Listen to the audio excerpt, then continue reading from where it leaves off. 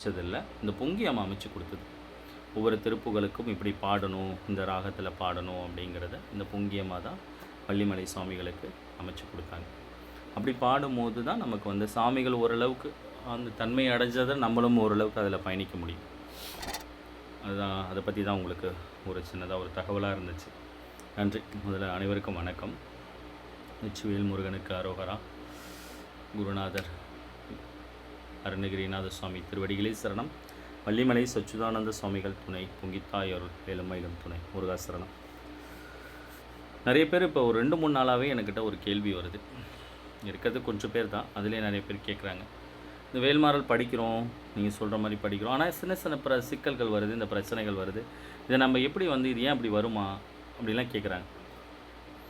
முதல்ல நம்ம ஒரு தெளிவான ஒரு விஷயத்தை புரிஞ்சுக்கணும். நம்ம என்ன நினைக்கிறோம் அப்படின்னா, ஒரு கடவுளை வந்து பிரார்த்தனை பண்ணுறது அப்படிங்கிறது, அப்படி வழிபடுறது, இந்த கடவுளுக்கு சேவை செய்கிறது, வாலண்டரிஸ் பண்ணுறது, பாராயணம் பண்ணுறது, திருப்பணி எடுத்து செய்கிறது, யோகத்தன்மையை கற்றுக் கொடுக்கறது, இது எல்லாமே ஓரளவுக்கு சேவை தான். நம்மளை வந்து நெறிப்படுத்திக்க தான். அப்போ அப்படி அந்த மாதிரி இப்போ நம்ம திருப்புகள் பாராயணம் பண்ணுறோம் அப்படின்னா ஒரு குறிப்பிட்ட காலம் தான் பண்ணியிருக்கோம். அதுக்காட்டி நமக்கு வந்து எதுவுமே நடக்கக்கூடாது, நம்ம அப்படியே எப்படி சொல்கிறது, ஒரு தேவலோகத்தில் இருக்கிற மாதிரி நம்ம இருக்கணும், அப்படி நடந்துரும். நான் வேல்மாறல் படிக்கிறேன், திருப்புகள் படிக்கிறேன், எனக்கு எதுவுமே நடக்கக்கூடாது, எந்த பிரச்சனையும் வரக்கூடாது, என்னை யாரும் காயப்படுத்தக்கூடாது அப்படின்னு மட்டும் தயவுசெய்து நம்பாதீங்க. இது வந்து உங்களுக்குன்னு கிடையாது, எனக்குன்னு கிடையாது. இது எல்லாமே நடக்கும். ஆனால் நம்ம எடுத்துக்கிற முறைங்கிறது வேறு. இப்போ நீங்கள் நல்லா தெளிவாக புரிஞ்சு பாருங்கள். இந்த வேல்மாறல் பாராயணத்துக்கு முன்னாடி உங்களை யாராவது காயப்படுத்திருந்தீங்கன்னா முதலாக எதிர்த்து வரிஞ்சுக்கிட்டு நிற்கிறது நீங்களாக இருப்பீங்க. இப்போ கொஞ்சம் பண்ணால் கொஞ்சம் நிதானிப்பீங்க, யோசிப்பீங்க. நம்ம வேல்மாறல் படிக்கிறோம், திருப்புகள் படிக்கிறோம், 2 வேளை படிக்கிறோம், நம்ம கொஞ்சம் பொறுமை வேணும் அப்படிங்கிறது உங்களுக்கு முன்னாடி வந்து நிற்கும். ஆனால் முன்னாடி என்ன பண்ணுவீங்க, அதெல்லாம் எதுவுமே தெரியாது. என்னை எப்படி நீ சொன்ன, நான் செய்யவே இல்லை அப்படிங்கிற ஒரு தன்மையில் வந்து நம்ம அப்படியே சண்டைக்கு வந்து முன்னாடி நிற்போம். இப்போ என்ன பண்ணுவோன்னா, நமக்கு கோபம் வந்தாலோ ஒரு இக்கட்டான சூழ்நிலை வந்தாலோ முதல்ல நம்ம என்ன பண்ணுவோன்னா, நமக்கு வேல்மாறல் வந்து நிற்கும். நம்மளை யாராவது காயப்படுத்திட்டாங்கன்னா முன்னாடி வந்து நின்றுடும். நீ படிச்சுக்கிட்டு இருக்க, திருப்புகள் படிக்கிற, வேல்மாறல் படிக்கிற, ஏன்னா இது வந்து ஒவ்வொரு செல்லுலேயும் ரியாக்ட் பண்ணும். அப்போ வந்து உங்களுக்கு வந்து ஒரு புரிதலை கொடுத்துரும். ஆஹா, நம்ம தப்பு பண்ணக்கூடாது, நம்ம யாரையும் காயப்படுத்தக்கூடாது. முன்னாடி வந்து நம்ம சுயநலவு அற்று நம்ம செயல்படுவோம். நமக்குள்ளே இருக்கக்கூடிய இந்த கர்ம வினை வந்து நம்மளை இழுத்து விட்டுரும். ஏதாவது பிரச்சனையில் இழுத்து விட்டுரும். சும்மா சின்னதில் இழுத்து விட அது பெருசில் போய் நிற்கும். இப்போ இந்த வேல்மாறல் படிக்கும்போது நமக்கு வந்து ஒரு சின்னதாக நமக்குள்ளே ஒரு எப்படி சொல்கிறது, ஒரு இன்டிமேஷன்னு வச்சுங்களேன். நம்ம தவறு செய்யும் போது டக்குன்னு வந்து நின்றுடும். நம்ம அது பண்ணக்கூடாது, யாரையும் காயப்படுத்தக்கூடாது அப்படின்னு. முதல் மாற்றம் அப்படி தான் கொடுக்கும். 2வது, உங்களுக்கு பிரச்சனையே வரக்கூடாதுன்னு தயவு செய்து நம்பாதீங்க. இது உங்களுக்கு கிடையாது, எல்லாருக்குமே இந்த சிக்கல்களை எதிர்கொண்டுட்டு தான் இருக்காங்க. ஆனால் அதை பார்க்குற விதம் மாறும் வேல்மாறலுக்கு அப்புறம். இப்போ முன்னாடி என்ன பண்ணுவீங்க அப்படின்னா, இப்போ ஒரு சிக்கல் வருது, இப்போ ஒருத்தவங்க உங்கள் வீட்டுக்கும் பக்கத்து வீட்டுக்கும் சண்டை. இப்போ நீங்கள் என்ன பண்ணிவிடுவீங்க, எனக்கு தெரியாத ஆளா அப்படின்னு சொல்லிட்டு அப்படியே நின்றுப்பீங்க, அப்படியே ஒரு எதிர்ப்பீங்க. அவங்களும் பேசுவாங்க, நீங்களும் பேசுவாங்க. ஒரு சண்டையில் போய் முடியும், அது போலீஸ் ஸ்டேஷன் வரைக்கும் போவோம், நீங்கள் அது வழக்குன்னு போய் நிற்கும், அப்படி நிற்கும். ஆனால் இன்றைக்கி அப்படி இருக்காது. சண்டை பொறியாக போட்டுட்டு போயிட்டுரு, அது உன் வேலை, அமைதியாக அடுத்த வேலையை பார்க்குறது என் வேலைன்னு போயிடுவீங்க. இது ஒரு பெரிய மாற்றம். இது முதல்ல உங்களுக்கு கொடுத்துருக்கிறது இந்த வேல்மாறலும் திருப்புகளும். முதல்ல அதுக்கு நம்ம அந்த ஏற்படுத்தின குருமார்களுக்கும் இந்த பொங்கியம்மாவுக்கும் முருகப்பெருமானுக்கும் நன்றி சொல்லிக்கணும்.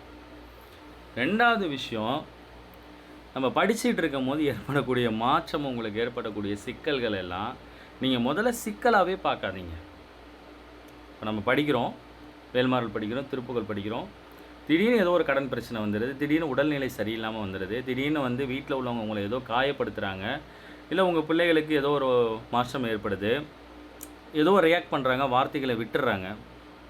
உடனே நீங்கள் என்ன நினைக்காதீங்க, நான் வேல்மாறல் படிக்கிறேன், எனக்கு இப்படி ஆயிடுச்சு, எப்படி ஆகலாம், எனக்கு எப்படி கடங்காரன் இப்படி வந்து பேசலாம், இப்படி எனக்கு ஏன் என் வீட்டில் உள்ள ஹஸ்பண்ட் இப்படி பேசினார், என் பொண்ணு ஏன் அப்படி பேசுனுச்சு, நான் இவ்வளோ நாள் படிக்கிறேன், என் பொண்ணுக்கு ஏன் குழந்தை இல்லை, நான் செய்யாத தர்மத்துக்கு என்ன காரணம், இது எல்லாமே உங்கள் முன்னாடி வந்து நிற்கும். இதுக்கு எல்லாமே நீங்கள் தயவு செய்து ஒன்று புரிஞ்சுங்க.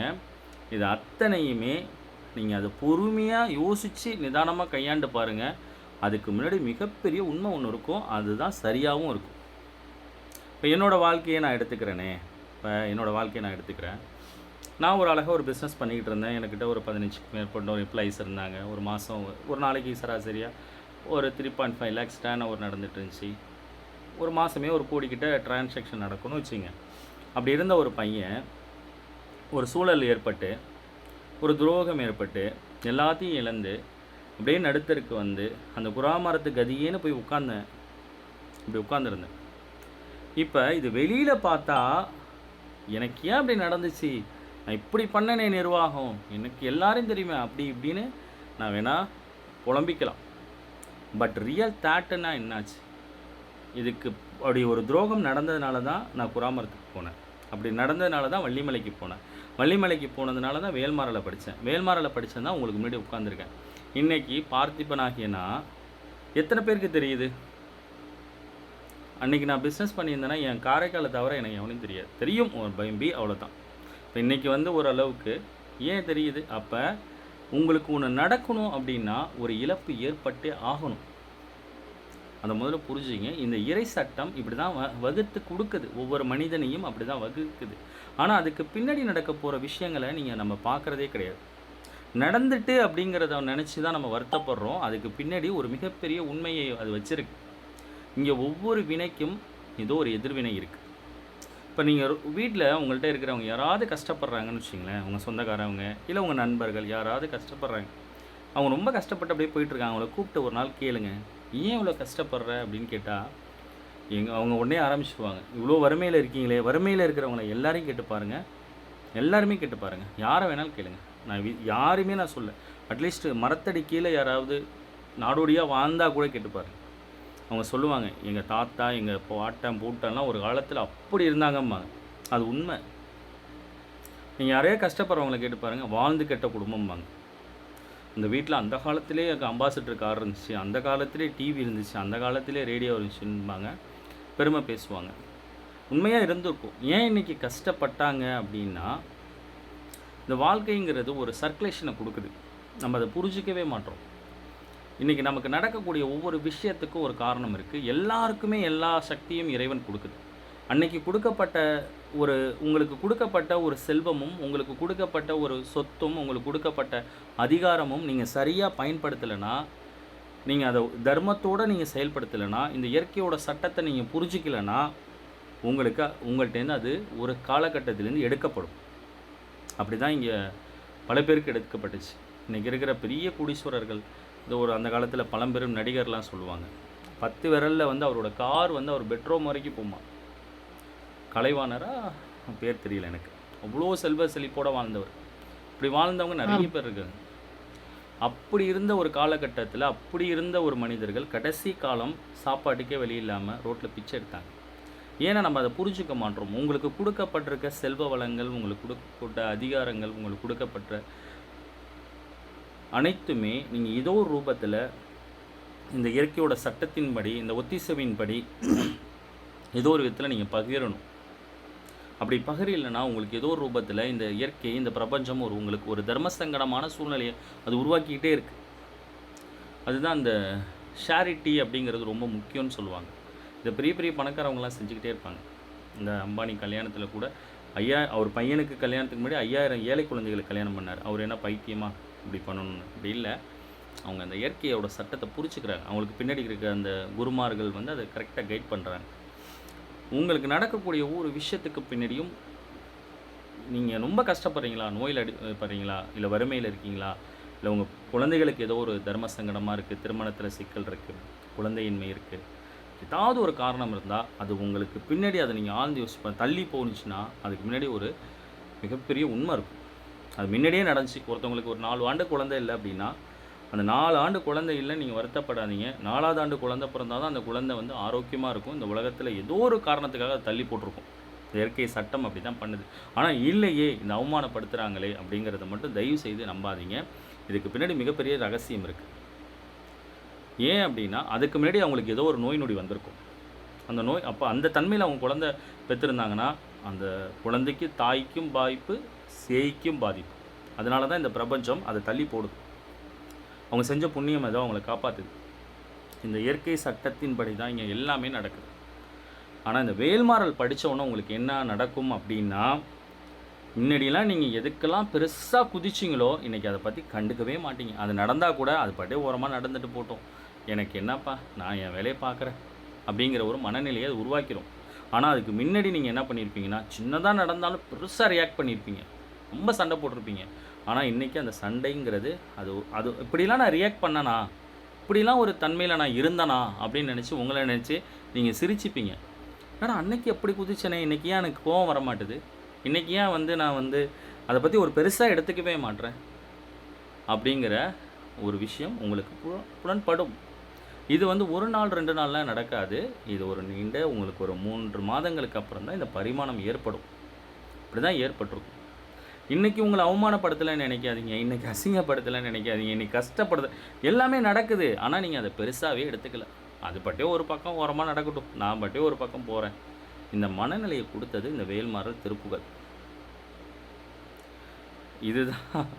இதுதான் உண்மை, ரியல் தாட்டு. ஆனால் இதை நம்ம புரிஞ்சிக்காமல் நான் மாறிட்டேன், நீங்கள் மாறல, உங்களை மாற்றி விற்கப்பட்டிருக்கு இந்த தெய்வ பாசுரங்கள். உங்களுக்கு பிரச்சனை வராமல் இல்லை, பிரச்சனை வருது, அதுக்கு நீங்கள் ரியாக்ட் பண்ண மாட்டீங்க, பெருசாக எடுத்துக்கல. ஆமாம் போ, சொல்லியாச்சு, எவ்வளோ தடவை சொல்லிட்டேன், கேட்கல, அப்புறம் பூ குடிச்சோரா போ. ஆனால் முன்னாடி என்ன பண்ணுவீங்க, ஐயோயோ அப்படின்னா நம்ம வாழ்க்கை போயிடுமே, இப்படி பண்ணுறாங்களே, அது தூக்கி தலையில் வச்சு அது ஒரு பிரச்சனையாகி அது ஒரு குட்டி போட்டு அது ஒரு நோய் நொடி உண்டாகி கை கால் வலி வயிற்று வலி தலைவலி மயக்கம் நீங்கள் சாப்பிடாம பிள்ளைங்க சாப்பிடாம ஏன் வாழ்கிறோன்னு தெரியாமல் இப்போ அது வந்துச்சுன்னா அவ்வளோதான்ப்பா, உன் தலையெழுத்து அவ்வளோதான். நீ பிறந்ததுக்கு நீ அனுபவிச்சிட்டு போ. நான் பிறந்திருக்கேன், எனக்கு ஒரு நோக்கம் இருக்குது, என்னோடய வாழ்க்கையை நான் சரியாக வாழணும், ஆளை விடுப்பா சாமி, நீ என்ன வேணாலும் பண்ணிட்டு போ, அது உன்னுடைய தலையெழுத்து. சொல்லியாச்சு, கேட்கல. இந்த பக்குவத்தை கொடுத்தது இந்த வேல்மாறல் தான். முன்னாடி நீங்கள் அப்படி நினச்சிருக்கவே மாட்டீங்க. உங்களுடைய வாழ்க்கையை வாழ்கிறதுக்கான சூழலை இந்த வேல்மாறல் கொடுக்கும். நீங்கள் நிறைய பேர் உங்கள் வாழ்க்கையை இழந்துடுறீங்க. ஒரு உயிரினம் எறும்புலேருந்து யானை வரைக்கும் அது படைப்பாற்றலோட நோக்கத்தோடு வாழ்ந்துட்டு போயிடுது. நீங்கள் நல்லா கவனித்து பாருங்கள். எறும்பு கடவுள் படைக்கிறாருன்னா இறக்குற வரைக்கும் அது அப்படி தான் இருக்குது. அதுக்கு யானைக்கு கடவுள் இப்படி ஒரு உருவத்தை கொடுத்து அதுக்கு ஒரு முடி அமைப்பை கொடுத்து இப்படி படைச்சாருன்னா அது அப்படி தான் இருக்குது. அதுக்கு முடியெல்லாம் நிறைக்கிறதே இல்லையே. எந்த உயிரினங்களுக்கும் அதுக்கு அதோட உடல் அமைப்பு மாறாது. கடவுள் என்ன தன்மையில் கொடுத்தாரோ அப்படி தான் இருக்கும். ஆனால் மாற்றக்கூடியது மனிதர்களோட மனமும் உடல் அமைப்பும். இதுதான் மாறிக்கிட்டு இருக்கு. ஏன் காரணம் அப்படின்னா, இந்த படைப்பாற்றல் கொடுத்த நோக்கத்தில் ஒவ்வொரு மனிதனும் வாழ தவறுறான். மேபி என்னையும் தான் சேர்த்து. அந்த படைப்பாற்றல் அதனால தான் நமக்கு அந்த வயசான தோற்றங்கள் வருது, முடி நிறச்சி போகுது, உடலில் நிறைய மாற்றங்கள் வருது, நோய்ப்பிணிகள் வருது. நீங்கள் இது காரணம் என்னென்னா, இந்த பிரபஞ்சம் ஒத்திசைவோடு நம்ம வாழவே இல்லை. உடனே நம்ம என்ன பண்ணிடுறோம், உடனே இன்ஃபெக்ஷன் சொல்லிக்கிறோம், ஒரு அலர்ஜின்னு சொல்லிக்கிறோம். இதே நீங்கள் பாருங்கள், இது நம்மளை போல தான் கண், காது, மூக்கு எல்லா உருவ அமைப்புகளும் உடைய ஒரு உயிரினம், ஒரு மனித உயிராற்றல் மரத்துக்கு கீழே வாழ்ந்துக்கிட்டு தான் இருக்குது. மண்ணில் கை வச்சா நமக்கு அவ்வளோ பெரிய டாக்டர்கிட்ட உடனே ஓடுறோம், காய்ச்சல்லாம் ஓடுறோம், எல்லாத்துக்குமே நம்ம ஓடிட்டுருக்கோம். ஆனால் அங்கே இதே மனித உயிராற்றல் அதே கட்டாந்தரையில் தான் படுக்கிறாங்க, மரத்துக்கு கீழே தான் வாழ்கிறாங்க. அவங்க எந்த மருத்துவமனைக்கு போகிறதுக்கு காரணம் என்னென்னா, இந்த படைப்பாற்றல். நீங்கள் பாருங்களேன், இந்த நாடோடி மனிதர்களெல்லாம் பாருங்களேன், ஓரளவுக்கு அவங்களுக்குள்ள பெரிய மாற்றம் இருக்காது. என்ன காரணம்னா, இந்த இயற்கை படைத்த படைப்போடு அவங்க வாழ்ந்துடுறாங்க, இந்த அதிகமான பிராணனை எடுத்துக்கிறாங்க. நமக்கு இப்போ கொஞ்சம் அவங்க மாறிட்டாங்க. இந்த படைப்பாற்றலோட நோக்கத்தோடு நம்ம வாழ கற்றுக்கும் போது தான் நமக்கு ஓரளவுக்கு புரிதல் ஏற்படும். உங்களுடைய வாழ்க்கையை நீங்கள் வாழ முடியும். உங்களுடைய வாழ்க்கையை முதல்ல நீங்கள் வாழ கற்றுங்க. உங்களுக்கு ஒரு ஆன்மா இருக்குது. நம்ம பிறக்க போகிறோமா என்னெல்லாம் எனக்கு தெரியாது சார். மேபி அது கடவுளோட ரகசியம். இன்ன வரைக்கும் யாராலையும் ஷோராக சொல்ல முடியல. குருமார்கள் சொல்கிறாங்க பிறவிகள் இருக்குது. மாணிக்கவாசகர் சொல்கிறாரு நிறைய பிறவிகள் இருக்குது அப்படின்னு. கடலில் உள்ள மண்ணை கூட எண்ணிடலாம், ஆனால் இந்த பிறவிகளை எண்ண முடியாதுன்னு சொல்கிறார். பல பிறவிகள் இருக்குது அப்படின்னு. ஆனால் நமக்கு என்ன நடக்க போகுதுன்னு தெரியல. நீங்கள் ஒரு நாள் நினச்சி பாருங்கள், நமக்குள்ளே இருக்கக்கூடியது நம்ம மறந்துடுறோம். நம்ம உடலை விட்டு இந்த ஆன்மா போச்சுன்னா என்ன தன்மையில் போக போகுது, அது என்ன சொல்லுது நமக்கு இந்த படைப்பாற்றல், இந்த இறைவன் என்ன சொல்கிறான், நம்ம என்ன தன்மையில் அனுப்ப போகிறோம். இப்படியே அனுப்பிட்டோம் அப்படின்னா அது கண்டிப்பாக அது பெரிய ஒரு சரியான முறை கிடையாது. நம்ம ஏதோ ஏனாதோன்னு வாழ்ந்துட்டோம். ஆனால் இதுக்கப்புறம் கொஞ்சம் நெறியோட வாழ வேண்டிய தேவையும் சூழலும் அவசியமும் இருக்குது. ஏன்னா திருப்பிலாம் பிறந்து இந்த மாதிரிலாம் நம்ம செல்லா புண்ணெல்லாம் படவே கூடாது. எல்லாமே இருக்கிறவங்களுக்கு பிரச்சனை இருக்குது. எதுவுமே இல்லை, என்னடா கடவுளோட சிஸ்டம் அப்படிங்கிற மாதிரிலாம் தோணுது. சில நேரங்கள் பிறந்தோம், வறுமையில் பிறந்தோம், வளர்ந்தோம், கல்யாணம் பண்ணோம், அங்கே பிரச்சனை. சரி, எல்லாம் முடிச்சுட்டு எல்லாம் நிம்மதின்ட்டு உட்காந்தா பிள்ளைகளுக்கான செட்டில்மெண்ட்டுங்கிறது வந்து நிற்கிதே. சரி, பிள்ளைங்களோட செட்டில்மெண்ட் ஓகே, அப்போ பேரன்களோட பிரச்சனை, பேரன்களோட பிரச்சனை ஓகே, அதுக்கு கல்யாணம் பண்ணுறது பிரச்சனை. இப்படியே கடைசி வரைக்கும் போய் சேர்றது தான் வாழ்க்கையா? நமக்குள்ள ஒரு சூழல் ஒன்று இருக்குது. அந்த சூழ்நிலையை நீங்கள் அனுபவிச்சிட்டிங்கன்னா இதெல்லாம் கரெக்டாக நடக்குது. இது கரெக்டாக நடக்கணும்னா இதை தான் அகத்துக்குள்ள பரிமாணத்தை அவங்க ஏற்படுத்திக்கிட்டாங்க. இப்போ அந்த குருகுல கல்வி, இதை நீங்கள் ஒரு 100 ஆண்டுகளுக்கு அப்படியே முன்னாடி போனீங்க அப்படின்னா இந்த வாழ்க்கை முறை வந்து டைம் ஆயிடுச்சா? இருக்கா? டைம் இருக்குல்ல, ஓகே. வாழ்க்கை முறைக்குள்ளே போனீங்கன்னா இந்த அளவுக்கு வெளி உலக தொடர்பு அவங்களுக்கு இல்லை. கம்யூனிகேஷன் ரொம்ப கம்மியானதுனால கண்களை மூடி தனக்குள்ளே என்ன கொடுக்கப்பட்டிருக்கு, இது மூலமாக நம்ம அறிவை எப்படி பெருக்கிக்கலாம், அந்த அறிவை பெருக்கினதுனால தான் வள்ளுவர் பிறந்தார், அருணகிரிநாத சுவாமி பிறந்தார், வள்ளிமலை சுவாமிகள், இந்த மாதிரி குருமார்களுக்கு அப்புறம் இன்னைக்கு அப்புறம் அந்த மாதிரி மகான்களை இன்னை வரைக்கும் விவேகானந்தரையோ யோகானந்த பரமஹம்சரையோ எந்த குருவியுமே நீங்கள் வந்து ஒரு செலக்டடான ஒரு பர்சன், ஒரு பரம யோகின்னு நீங்கள் சொல்லவே முடியல. என்ன காரணம்னா அவங்க அத்தனை பேரும் அகத்துக்குள்ள பரிமாணத்தை ஏற்படி இந்த உடலுக்கு, இந்த ஆன்மா என்ன சொல்லப்பட்டிருக்கு, இந்த இறைவன் இதுக்குள்ளே என்னத்தை வச்சுருக்காங்க, இது எப்படி ஃபங்க்ஷன் ஆகுது, இந்த ஆற்றல் எதெல்லாம் நம்ம இந்த உடலை வச்சு இந்த ஆன்மா வச்சு நான் என்ன பண்ணிக்க முடியும் அப்படிங்கிறத அவங்க ஆராய்ச்சி பண்ணாங்க. வெளியில் பார்க்கல. பக்கத்து வீட்டுக்காரவங்க என்ன பண்ணுறாங்க, அவங்க எந்த காரில் போகிறாங்க, அவங்க என்ன புடவை கட்டியிருக்காங்க, என்ன நெக்லஸ் போட்டிருக்காங்க, இவங்க போட்டிருக்கிறது கவரிங்கா கோல்டா, இப்படிலாம் அவங்க யோசிக்கலை. அவங்க யோசித்தது எல்லாமே எனக்கு என்ன கொடுக்கப்பட்டது, அது என்ன, அதை வச்சு நான் என்ன பண்ண போகிறேன், இது எப்படி எனக்கு ஃபங்க்ஷன் ஆகுது, இது எப்படி எந்த மாற்றத்தை எனக்குள்ளே ஏற்படுத்துது, இந்த சக்தியை வச்சு நான் பிறருக்கு என்ன அப்படி உதவி பண்ண முடியும், இந்த தன்மைக்குள்ளே உள்ளே பார்த்ததுனால தான் அவங்களால கற்பனைக்கே எட்ட முடியாத படைப்புகள் உருவாக்கப்பட்டுச்சு. அதுதான் இந்த மனித குலத்தை இன்றைக்கும் செலுத்திக்கிட்டு இருக்கு. ஒரு அதுக்கப்புறம் இன்றைக்கி வரைக்கும் காவியங்களும் காப்பியங்களுமே இல்லை. அவங்க உருவாக்குனதோட காவியங்களுக்கு முன்னாடி இன்றைக்கி தொல்காப்பியமோ, இன்றைக்கி நீங்கள் எந்த காவியத்தை எடுத்தாலும் அதை கம்பேரிசன் பண்ணக்கூடிய அளவுக்கு இன்றைக்கி எதுவுமே ஏற்றப்படலை. அது எல்லாமே இன்றைக்கி உருவாக்கப்படுறது எல்லாமே ஒரு குப்பையாக தான் இருக்குது. அதுக்கு காரணம் அவங்க படைப்பு ஆற்றல், இந்த இறைவன் ஒரு தன்மையை கொடுத்ததை உள்ளுக்குள்ளே அவங்க பார்க்க ஆரம்பிச்சிட்டாங்க. அதை பார்த்ததோட விளைவு தான் இன்றைக்கி அவங்க வெறும் ஞானிகளாக வாழ்ந்தாங்க. தொட்டதெல்லாம் அவங்களுக்கு தொலைங்கிச்சு, கண்ணை மூடி உட்காந்தா அவங்களுக்குள்ள ஒரு ஆனந்தம் இருக்குது. இன்றைக்கி பணம் இருக்குது, ஆனால் ஆனந்தம் இல்லை, நிம்மதி இல்லை. உடல் ஆரோக்கியமாக இருக்குது, ஆனால் பிள்ளைகளுக்கு உடம்பு சரியில்லை. வீடு இருக்குது, சாப்பிட்றதுக்கு மனசார சாப்பிட முடியல. இந்த சூழல் ஏன் உருவாக்கப்படுது? அந்த இறைவன் கொடுத்த படைப்பாற்றல் கொடுத்த நோக்கத்தை விட்டு நம்ம தடம் மாறிட்டோம். அதோட விளைவு தான் நம்ம அனுபவிச்சுட்டோம். நீங்கள் அந்த படைப்பாற்றல் கொடுத்த நோக்கத்துக்கு நீங்கள் உட்கார்ந்து உங்களுக்குள்ளே அகத்துக்குள்ளே நீங்கள் பார்க்க ஆரம்பிக்கிறீங்க. இப்போ தான் உட்காந்து வேல்மாறல் படிக்கிறோம், திருப்புகழ் படிக்கிறோம், உட்காந்து ஒரு 10 நிமிஷம் பாவனை பண்ணுறோம், தியானம் பண்ணுறோம், சுவாசத்தை கவனிக்கிறோம். இந்த இன்னர் ஆர்கான்ஸ் என்ன பண்ணுது, இப்போ தான் நம்ம இந்த சக்ராஸை பற்றிலாம் பார்க்குறோம். ஒவ்வொரு சக்ராஸ் என்ன பண்ணுது, இது எப்படி வந்து கடவுள் கொடுத்தாரு, இது எப்படி குருமார்கள் அமைச்சாங்க, இதுக்குள்ளே இது என்னென்ன சக்தி நிலைகள் உருவாக்கப்படுது, இன்றைக்கி எப்படி உங்களுக்கு எதுக்கோ முன்னாடி நடக்க போகக்கூடிய விஷயங்கள்லாம் எப்படி உங்களுக்கு தெரிய ஆரம்பிக்குது. இப்போ உங்கள் நம்பரில் ஒரு 100 கான்டாக்ட் இருக்குது, இவங்க தான் ஃபோன் அடிக்கிறாங்கன்னு எப்படி நீங்கள் கவனிக்கிறீங்க? சரி, ஏதோ ஒரு இன்சிடென்ட் நடக்க போதும், உங்கள் வீட்டில் வந்து நடக்க போதும், நீங்கள் எப்படி கேஸ் ஆஃப் பண்ணல, படுத்துட்டீங்க, கேஸ் ஆஃப் பண்ணல, நீங்கள் எப்படி வேக்கப் போய் கேஸ் ஆஃப் பண்ணுறீங்க? உங்களுக்கு இப்போ தான் உங்களை நீங்கள் கவனிக்க ஆரம்பிக்கிறீங்க. இப்போ நீங்கள் சமைக்கிற சாப்பாடில் நீங்கள் டேஸ்ட் பண்ணி பாருங்கள், நிறைய சுவை இருக்கும். என்ன காரணம்னா நீங்கள் இப்போ தான் சமையலாக பண்ணுறீங்க. முன்னாடி என்ன பண்ணீங்க, சக்குன்னு வெங்காயத்தை போட்டோம், தக்காளி போட்டோம், டக்குன்னு போட்டு கிளறிட்டா முடிஞ்சிச்சுப்பா, அப்பா சாப்பாடை அளவு. இப்போ தான் அந்த விழிப்புணர்வுக்குள்ளே வரீங்க, ஒரு விஷயத்தை ஃபோக்கஸ் மைண்டுக்குள்ளே வரீங்க, இப்போ தான் கேரிங்குள்ளே வரீங்க, ஒரு பொறுப்புணர்வு. இதுக்கு ஒரு டைம் எடுக்குது, அதுதான் கொஞ்சம் எடுத்திருக்கு. இதுக்கப்புறம் உங்களுக்கு எந்த சூழல் வந்தாலும் அது உங்களுக்கு பெருசாக பாதிக்காது. வராதெல்லாம் சொல்ல முடியாது. எல்லாமே வரும். ஆனா, அது வந்து ஒரு பெரிய விஷயமா இருக்காது. அது பாட்டுக்கு ஒரு அந்த இடத்துல எப்படி நீங்க ரியாக்ட் பண்ணணும் அப்படிங்கிற ஞானம் உங்களுக்கு இந்த தெய்வ பாசுரங்கள் குடுக்கும். இந்த பிரம்ம வழிபாடு குடுக்கும். இந்த பொங்கி தாய் குடுக்கும். அதுக்கு எடுத்துக்கக்கூடிய டைமிங் தான் இது. உங்களுக்கு நடந்திருக்கிற அத்தனை விஷயத்தை பத்தி நீங்க கவலைப்படாதீங்க. அது அத்தனையுமே ஒரு காரண காரியத்துக்காக நடக்குது. இதெல்லாம் நீங்க எதுவுமே பிரச்சனை இல்லாம இருக்க. ஐஸ்வர்யா அக்கா வந்து உடல்நிலை முடியாம வீட்ல இருக்காங்கன்னா, அவங்களால அதுக்கு ஒரு மிகப்பெரிய ரகசியம் இருக்கு. இந்த பிரபஞ்சம் அந்த உயிராற்றல ஏன் அப்படி உருவாக்கணும்? ஏன் அவங்கள சட்டத்துக்கு படிக்க வைக்கணும்? ஏன் காலேஜ் போயிட்டு வந்தவங்க படுத்த படுக்கையா மாறணும்னா, அதுக்கு ஒரு சட்டத்திட்டம் வகுக்கப்பட்டு, அதுக்கான ஒரு சூழலையே அது குடுக்குது. அப்படி அது குடுக்கல அப்படின்னா, இவங்க இப்ப இந்த வேல்மாறல் இப்ப உட்காந்து படிக்கிறாங்க அப்படின்னா, அவங்களுக்காக அத படிக்கல.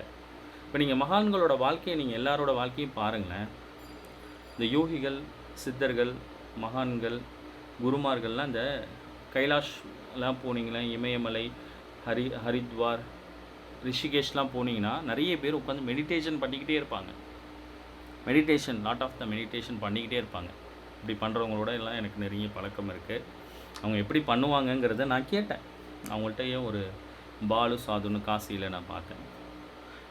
அவர் கொஞ்சம் எங்கள் ஊருக்கு வந்திருந்தவரை அவரோட பழகக்கூடிய வாய்ப்பு கிடைச்சிச்சு.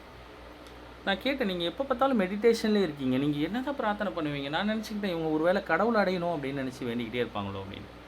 அவர் என்ன சொல்கிறாரு அப்படின்னா, கடவுளை அடையிறது எங்களோட குறிக்கோள் தான். ஆனால் அதுக்கு அடையிறதுக்கு முன்னாடி நான் என்ன பண்ணணும் அப்படின்னா, இந்த பொதுநலமாக வாழ்க்கைக்குள்ளே நான் வரணும். இப்போ எப்படின்னா, இந்த உலகத்தில் உள்ள அத்தனை உயிரான்மாக்காகவும் நான் ப்ரேயர் பண்ணணும். இவங்க எல்லாம் நல்லா இருக்கணும் அப்படின்னா, எங்களை மாதிரி ஆட்கள் பிரார்த்தனை பண்ணணும். இதுதான் இயற்கையோட சட்டம். அதனால தான் யோகிகள் காலில் மட்டும் விழணும். எல்லார் காலிலையும் நம்ம விழக்கூடாது. அவங்களுக்கு எந்த நோக்கமும் கிடையாது. அவங்களுக்கு குழந்தைகளுக்கு படிக்க வைக்கணும்னு நோக்கம் இல்லை, வீட்டுக்கு மளிகை ஜாமான் வாங்கி கொடுக்கணும்னு நோக்கம் இல்லை, எதுவுமே கிடையாது. அவங்களோட நோக்கம் என்னென்னா, இந்த பிரபஞ்சம், இந்த இந்தியா மட்டும் கிடையாது, இந்த ஹோல் யூனிவர்ஸே, இங்கே இருக்கக்கூடிய அத்தனை உயிரான்மாக்களும் நல்லா இருக்கணும். அதுக்காக தான் அவங்க பிரார்த்தனை பண்ணிக்கிட்டே இருப்பாங்க. இந்த சூழ்நிலை தான் இந்த அக்காவுக்கும் இருக்கும். ஆக்சுவலி இவங்க பிரார்த்தனை பண்ணி இந்த மாதிரி ஒரு விஷயம் செய்கிறாங்கன்னா, அப்போ தான் இந்த உலகம் இயங்கும். இந்த மாதிரி ஆன்மாக்களை தேர்ந்தெடுக்கும். இது ஒரு கட்டத்தில் தெய்வம் அவங்கள்ட்ட அது கம்யூனிகேட் பண்ணப்படும். அவங்களுக்கு இருக்கக்கூடிய அந்த ஆற்றல் வந்து சாதாரண மனுஷனுக்கு இருக்கவே இருக்காது. இதுக்கு எல்லாத்துக்குமே அவன் ஒரு காரணத்தை வச்சு தான் இந்த படைப்பாற்றல் உருவாக்குது. இதுக்கு இங்கே நடக்குது. இன்றைக்கி உங்கள் காலுக்கு ஒரு அடிபட்டு நீங்கள் உட்காடுறீங்கன்னா, நீங்கள் ஏதோ ஒரு அவசரமாக போகிறீங்க, அந்த இடத்துல அடிபட்டுட்டு போக முடியலன்னா, அங்கே ஏதோ ஒரு பெரிய ஆபத்து இருக்குது, அதனால தான் அடிபட்டுடுச்சு. அதை நீங்கள் உணரணும். ஐயோயோ முருகா, காலை அடிபட்டிய வச்சுட்டியே அப்படிங்கிறத பார்க்கவே கூடாது. நீங்கள் இப்படி படிக்கிறீங்க அப்படின்னா, உங்களை எந்த தடைகள்லேருந்து விலக்குன்னா, ஒரு பெரிய தடை பாதிப்பு வருதுன்னா, ஒரு சிறிய பாதிப்பு அது கொடுத்து தான் ஆகும். இங்கே நிறைய பேருக்கு தெரியும் ஷீரடி பாபா. அவருடைய பக்தர் வந்து ஒரு இடத்துல வந்து சமையல் பண்ணும்போது கையில் வந்து நெருப்பு பட்டுருது. பாபா அப்படின்னு கத்துறாரு. ஆனால் ஷீரடியில் இருக்கிற பாபா கையை உதறாரு. அப்போ அருகாமையில் இருந்தவங்க கேட்குறாங்க, என்ன அப்படின்னா, அந்த வழி அவர் குரு எடுத்துக்கிறார். அப்படி தான் உங்களுக்கு பெருசாக நடக்க போகிறத இந்த இறை ஆற்றல், இந்த முருகப்பெருமானோட சக்தி, இந்த பொங்கித்தாய் சிறுசாக ஆக்கிடும். ரொம்ப சிறுசாக ஆக்கும். ஆனால் அந்த சிறுசை நீங்கள் பிடிச்சிக்கிட்டு ஐயோயோ இப்படி வாழ்க்கையில் நடக்குதுன்னு தயவு செய்து நினைக்காதீங்க. அது வந்து ஒரு பெரிய விளைவுலேருந்து உங்களை காப்பாற்றிருக்கு. இதுதான் உண்மை. நீங்கள் உங்களுக்கு பெரிய மனப்பக்குவம் இருக்குது. அப்படி இல்லைன்னா நீங்கள் இங்கெல்லாம் உட்காரவே முடியாது. நம்ம பேசக்கூடிய விஷயங்கள் அனைத்துமே இது வேல்மாறல் சார்ந்தது மட்டும் கிடையாது. அது என்ன ஒரு 20 நிமிஷம் ஒரு ப்ராசஸ் உங்களுக்கு படிங்க அப்படின்னு சொல்லிட்டு படிச்சுட்டு நீங்கள் 4 புத்தகத்தை எடுத்து கொடுத்துட்டு போயிருக்கலாம். ஏன் உங்களுக்கு இவ்வளோ விஷயங்களை கொடுக்கப்படுது? ஏன் இவ்வளோ விஷயம் பேசப்படுது? டிரான்ஸ்மிஷன் ஏன் நடக்குது? வேல்மாறலை தாண்டின விஷயங்கள் இப்போ நம்ம அதை தாண்டின விஷயங்கள் என்ன வேணால் 16 பாட்டுக்கு அர்த்தம். வேல்மாறல் பாடல் 20 நிமிஷம் பாடுங்க, திருப்புகழ் பாடுங்க. அதை தாண்டி ஒவ்வொரு விஷயத்துலையும் ஏன் இப்போ இன்றைக்கி வந்து உங்களுக்கு ஒரு சிக்கல் வந்து இப்படி இருக்குது, நீங்கள் இந்த இப்படி அணுகுங்க சொல்லப்படுதுன்னா, இப்படி சொல்லப்படும் போது தான் இது யோகத்தன்மையில் இந்த இறையை நீங்கள் பார்க்கணும். நீங்கள் வெறும் பக்தியிலே பார்த்தீங்கன்னா ஒரு குறிப்பிட்ட ஸ்டேஜுக்கு அப்புறம் உங்களுக்கு ஒரு எண்டு கார்டு போடும். இப்போ நீங்கள் ஆரம்பத்தில் பாருங்கள், நம்மளோட லைவுக்கு வந்து 45 பேர், 48 பேர், 50 பேர் வந்தாங்க. இப்போ ஏன் வர முடியலன்னு நீங்கள் என்றைக்காவது யோசிச்சிருக்கீங்களா? இப்போ இவ்வளோ பேர் வந்தாங்கல்ல, இன்றைக்கி 20 பேர்கிட்ட இருக்காங்க. ஏன் காரணம் அப்படின்னா, இவங்களுடைய மனம் எல்லாம் புதுசாக தேடி தேடி தேடி தேடி பயணிக்கும்.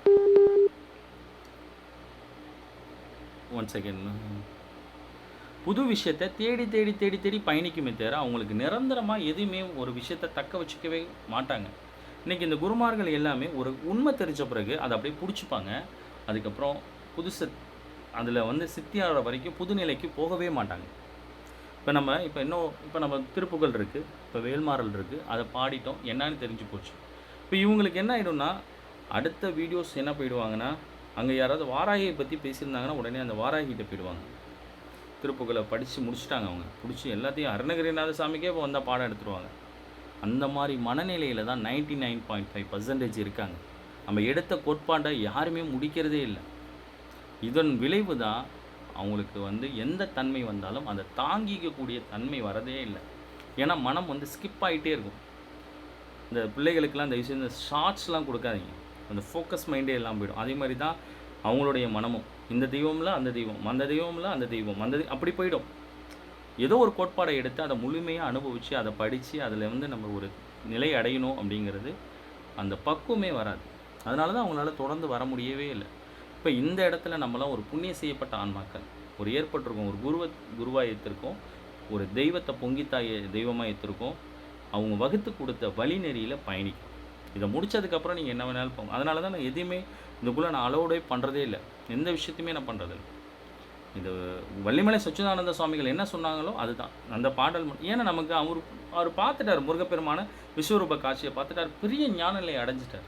இந்த 400 பாடல்களும் இந்த கந்தர் அனுபூதியும் இந்த திருவகுப்பும் தான். இதை முடிக்கிறதுக்கே நமக்கு அவ்வளோ நாள் ஆகும். சில பேர் திடீர்னு கந்த சஷ்டி கவசம் பாடலாமே, கந்தகுரு கவசம் தப்பே கிடையாது, சத்தியமாக பாடலாம். ஆனால் நம்ம ஒரு குருவை பிடிச்சி பயணிக்கிறோம், அதுவே இன்னும் முடிக்கல. அதை முடிச்சிட்டோம்னா நம்ம எதை வேணாலும் பாடலாம். ஏன்னா அந்த குரு வந்து ஒரு கோட்பாடை வகுத்து கொடுத்தாரு. அப்போ அதை வந்து நம்ம முடிக்கணும். அவர் ஒரு டாஸ்க் கொடுத்துருக்காரு, இந்த சிலபஸை முடி அப்படின்னு சொல்கிறார். அதை முடித்தாலே இறைவன் தெரிவாருங்கிறார். முருகர் கண்டிப்பாக டெஃபினட்டாக உன்ட்ட வந்து அது பேசும், இந்த தெய்வம் பேசும், இந்த தன்மை உனக்குள்ளே வரும், அதை முடிச்சிருவோமா அப்படிங்கிற தன்மை நமக்குள்ளே வரும். ஏன்னா நம்ம இந்த ட்ராக்கை விட்டு அடுத்த ட்ராக்குக்கு போனால் திருப்பி இந்த ட்ராக்குக்கு வர்றது அது வந்து சரியாக அமையாது. நீங்கள் தயவுசெய்து, நான் உங்களுடைய தனிப்பட்ட வழிபாட்டுக்குள்ளே நாங்கள் போகிறதே கிடையாது. நீங்கள் போய் சிவாலயம் இப்போ நான் படிக்கிறேன், எனக்கு போய் படிக்கிறேன்னா இது என்னுடைய, நான் யாருக்கும் இந்த பிடிஎஃப்லாம் ஏன் கொடுக்கல, ஆதித்ய கிரதையும் கொடுக்கல, எதுவுமே நீங்கள் என்னோட சேர்ந்து படிங்கன்னு நான் சொல்லவே இல்லை. எனக்கு பிடிச்சிருக்கு, நான் படிக்கிறேன், அது என்னோடய விருப்பம். ஆனால் உங்களுக்குன்னு ஒரு விருப்பம் இருக்கும், நீங்கள் அம்பாள்வாடி, அதெல்லாம் உங்களோட விருப்பம். ஆனால் நம்ம லைவுங்கும் போது இந்த கோட்பாடை மட்டும்தான் நம்ம டீகோட் பண்ணுறது. ஏன்னா அதை தாண்டி அந்த ட்ராக்குக்குள்ளே போகிறதே கிடையாது. ஏன்னா நம்ம இதுக்குள்ளே இந்த சிலபஸே இன்னும் இவ்வளோ இருக்குது. இது நான் இப்போ ஆதித்யக்கிறதையும் சிவபுராணம் படிக்கிறேன், ரொம்ப ஆண்டுகளாக படிச்சுட்ருக்கேன். இன்றைக்கி இல்லை, ரொம்ப நாளாக இந்த தரங்கம்பாடி போகிறேன். விவரம் தெரிஞ்ச நாட்கள்லேருந்தே அங்கே தான் போய் உட்காந்தேன்னா அது தெரிஞ்சதுனால அந்த பழக்க தோஷத்தில் அதை நான் செய்கிறேன். அதனால் உங்களை யாருமே நான் கம்பல் பண்ண மாட்டேன், நீங்கள் என்னோட படிங்க அப்படிலாம் நான் எந்த இடத்துலையுமே சொல்கிறேன்.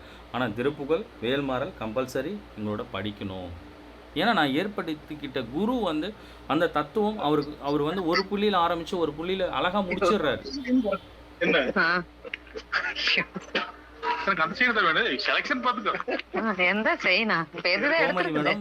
கோமதி மேடம் கொஞ்சம் மியூட் பண்ணுங்க.